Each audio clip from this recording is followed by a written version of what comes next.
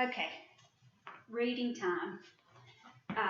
Your targets for today are I can identify traits of characters, I can read orally to portray characters in a play, and I can recognize the moral of a fable. So we're going to start first with our phonics skill, which is also a spelling skill, which we probably talked about in English as well. So this is nothing new to you. We've been doing it a long time. ABC order. Now the first set of words, every beginning letter is different. So I just go through and I put them in ABC order by first letter. B, C, D, E, F, G, H, I, J, K, L, M, N, O, P, Q, R, S, T. And that's in order. But when I come to this second list, they all begin with S. So I know that I'm going to have to go to at least the second letter. So now I look at the second letter, and which one comes first? SP, SW, SM, or ST? Well, if I said my ABCs, M would come first. And what would come after M? M, N, O, P, Q, R, S, T, U, V, W.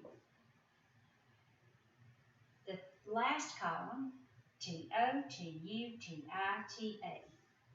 And what would come first? T, A, B, C, D, E, F, G, H, I, J, K, L, M, N, O, P, Q, R, S, T, U. And you notice how I went all the way through and I didn't just assume that this one was last, because I could have made an error and I would need to correct that error. I didn't spend a lot of time on that. It is on your attachments if you'd like to print it off and practice it, but you do ABC order in spelling with multiple letters, sometimes even to the third letter. So what I want to do first is review what you read in Act 1.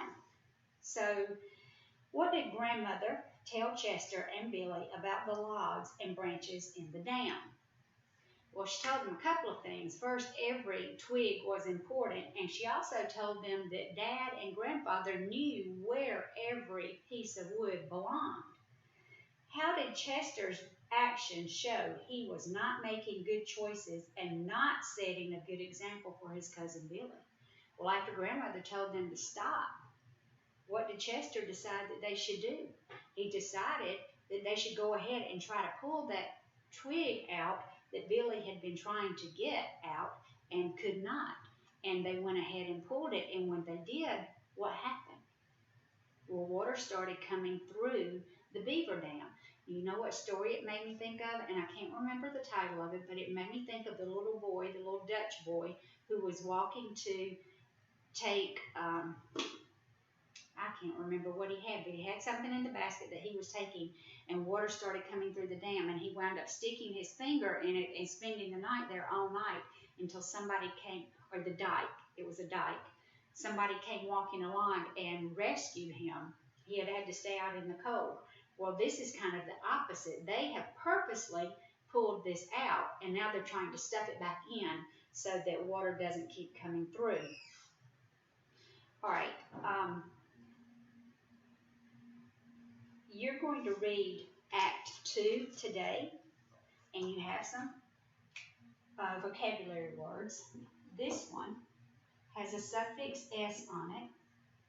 So the vowel pattern is A consonant E. The A says A. That word is fades. The second one has a final stable syllable and a suffix ED, and final stable syllable FLD. So if you chunked it, it would be snuffled, snuffled. And the last one has a suffix ed, and we know that ed makes a word mean already happened.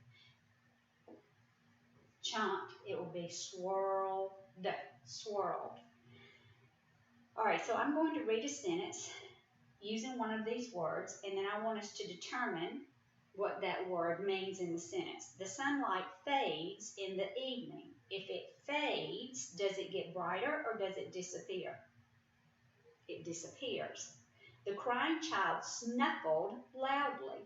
If a crying child snuffles, did they walk or did they sniffle? Sniffle, and I think you know what it is. you try to stop. Snuffle. The water swirled before it went down the bathtub drain. If it swirled, it spun around or it floated. Well, it spun around. And in North America, above the equator, it swirls in one direction, and then in the southern hemisphere, it swirls in the opposite direction. Isn't that cool? All right, so reading refocus. We already answered those questions about grandmother's discussion with them and how we know Chester's actions show he's not making good choices. Now you're going to read the first couple of pages to find out what awakens Billy in the middle of the night. And then on the next 2 pages, you're going to read to find out if Billy makes the right choice this time. You're also going to find something out about Chester that we will,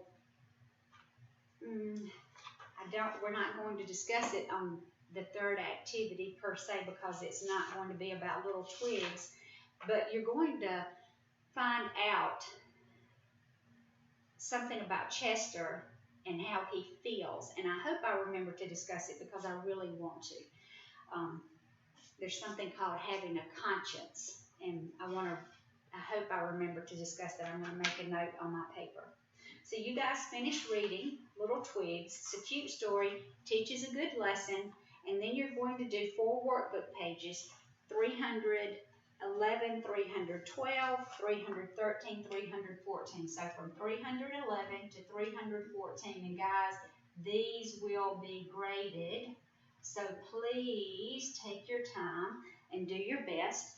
On page 311, you're going to match the character trait to the beaver that it applies to. Some of them apply to both. So yes, you can draw 2 lines on one phrase. And then you're going to answer the questions at the bottom that discuss Billy and Chester's personalities and the decisions that they made.